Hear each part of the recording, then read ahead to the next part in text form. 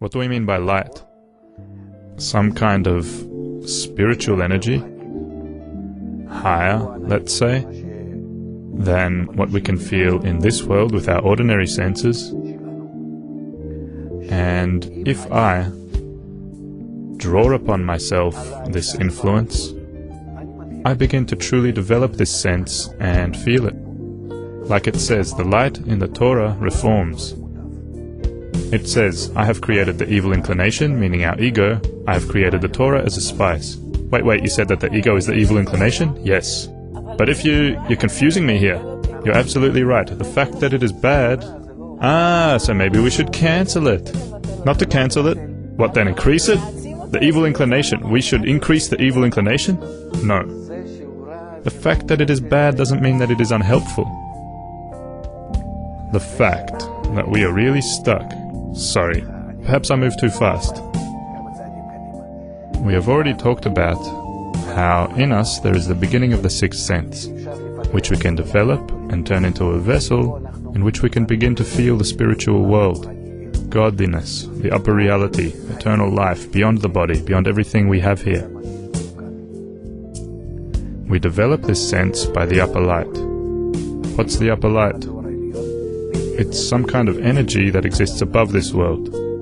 How do we bring upon ourselves the influence of the upper light? So I say, on the one hand, there is a very simple method, but on the other hand, it is a very special method because I have no connection with that light, with the source from where it arrives, and with how it affects me. How can I draw it upon myself? I have the beginning of the sixth sense, meaning something spiritual. But I have no means to develop this spirituality in me, this special vessel. I have no means. How can I draw and expand the spiritual force upon myself from above? How can I come to this? After all, I'm still only this one point, in contrast to spirituality. That's why Kabbalists write books for us. The books were written from the same places, levels, and spiritual attainments that they have attained, where they can recognize the forces, the upper lights, which when I in this world begin to study the wisdom of Kabbalah, and I study about the soul, about the sixth sense, which is part of someone's consciousness who is at a higher level of consciousness than me. Suppose this is this world and this is the spiritual world. So by this, I draw the light upon myself.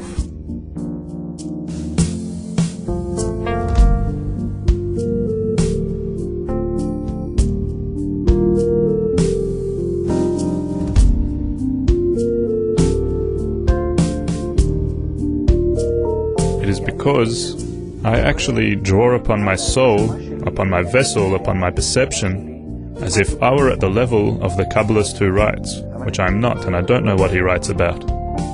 I only read, but I don't understand. However, it is enough if I want that light which reforms to influence me and reform me. That's enough? That's enough. And that's what we call the light that reforms. This is precisely what we call studying Torah. Torah means calling upon this light. Then it affects you. After a while, not immediately, it might even take a few years. You reach a point where the sixth sense opens, meaning that this point opens up into a vessel and begins to feel and to be part of all the feelings and attainments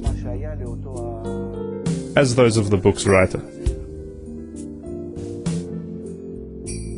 There is no other method that elevates a person above this world to the revelation of godliness.